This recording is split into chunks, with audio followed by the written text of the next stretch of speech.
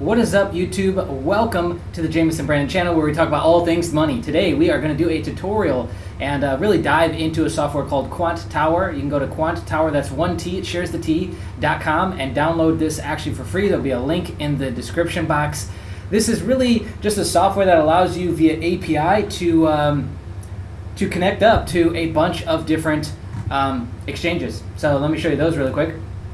That's a great place for us to start. I'm going to be moving around my screen a lot, so that's why I don't see my pretty mug, is because I got a big monitor and I'm going to have to be moving it in OBS here. But here's a quick list. I don't know what some of these are, but I can definitely call out the crypto ones like Binance Futures, Margin, Binance.us, which is a completely different exchange for US citizens, Bitfinex, BitMEX, Bybit, so your derivatives platforms, and they got Deribit. They also have Coinbase Pro. I think some people probably use HitBTC. And do they have KuCoin? I don't think so. No, not yet. Okay, so no KuCoin, but they got OKEX for my Asian friends. Who else did I see in here? I think that's it. Yeah, TradingView. Don't know why, unless you've got TradingView then hooked up. Huobi or Hubio, however you want to pronounce it. And then a bunch of FX stuff. But yeah, a lot of exchanges that they support.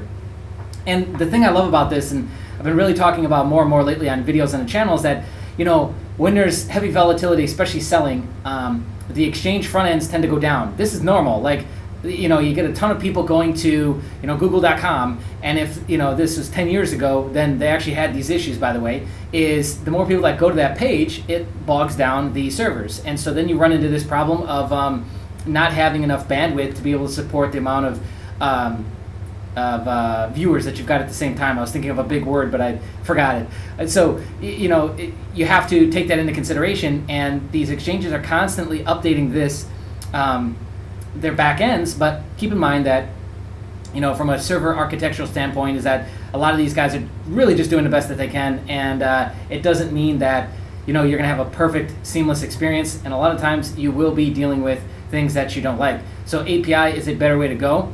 There isn't a whole lot of softwares out there outside of like your House Online, which is a more in-depth software that allows you to create trading bots and use trading bots. This has nothing to do with that. This is just a trading platform.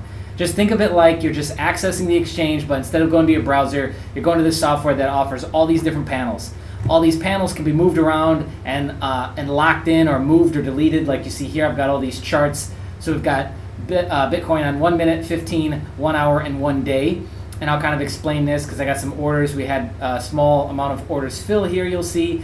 And then in the middle, we've got the kind of main pieces. And so let's start in the middle and work our way out. Let me move this. Whoops. Let me move this over first. Okay, let's get us right there.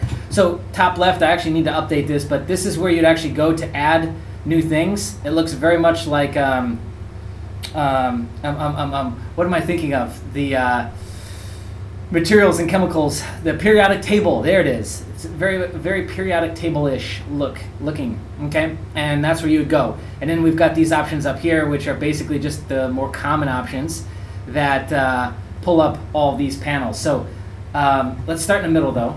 Let me bring OBS back. Let's get it in the middle here and talk about really what we're seeing most of the time. Okay, this is your primary panel. Okay, this is the chart. So you can change the chart by just going into here, and it'll be based on the exchanges that you're connected to. And so you see I got BTC Perps pulled up on FTX, so it tells you all that right there. It tells you my time frame across how many distance or how much time distance. And I'm not going to explain everything, and I definitely don't use everything, but some basic tools, drawing tools here, and then you've obviously got the chart. But yeah, we can move around all these things here, by the way.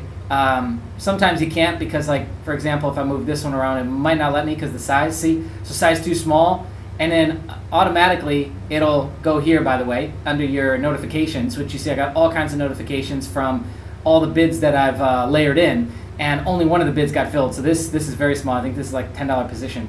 So, and I'm not even finished doing that. I got to fill this, but I think I'm running out of actual open positions that I can have because I have so many layered bids opened up. And so I have the bid opened up, I have the close opened up, which I think I just put arbitrary numbers. Yep, so here's the close or take profit, okay, or stop take profit. And then all the way down here is all the stops.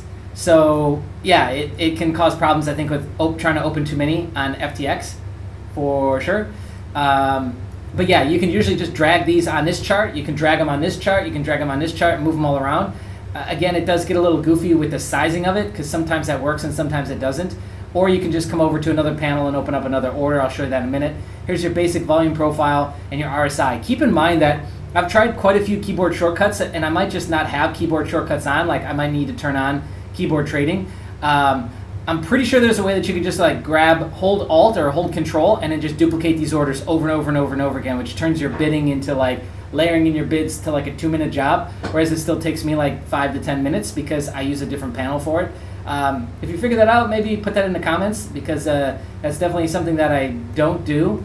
Up until this point, I've looked through the docs and the wiki a fair amount, but maybe I'm just missed it.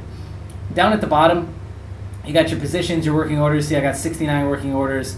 Order history, trades. You can close all your positions really quickly. So if things start turning and you know that they're turning and you don't want to just let them hit their stops and you don't want to just like lose more money and you want to close everything, you can close them all. You can select one, close selected. You can close any that are positive by any amount.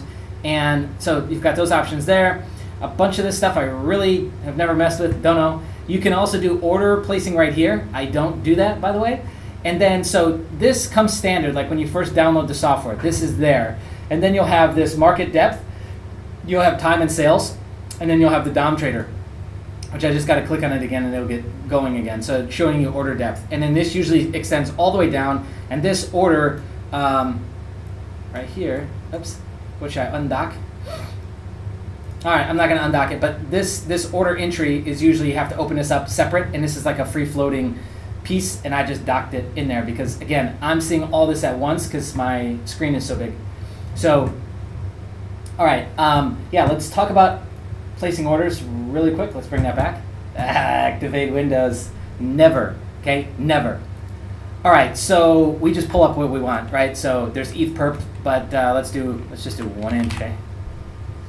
We got 1 incher, see, so it pulls up everything. We want perp. And then what you can do is just go to, not pricing strategy, but multi-part. And then look at this.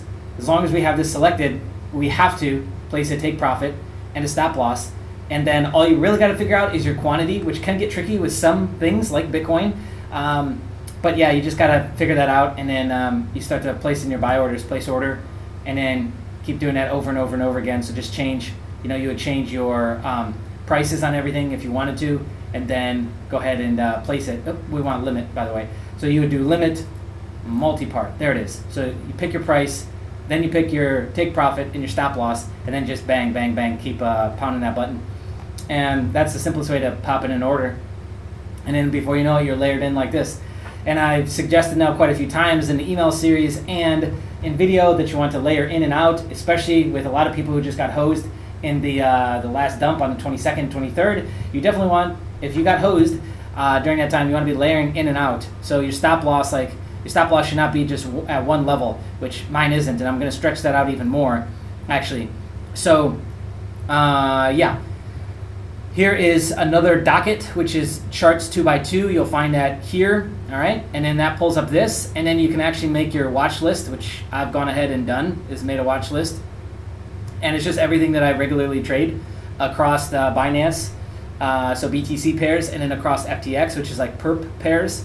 And then I think there's some spot stuff in there, like very little, but there's some spot in there. And then I've moved up all the ones that I'm, obviously most concerned with up to the top, which is like BTC perp, futures for June, December, and then same for ETH.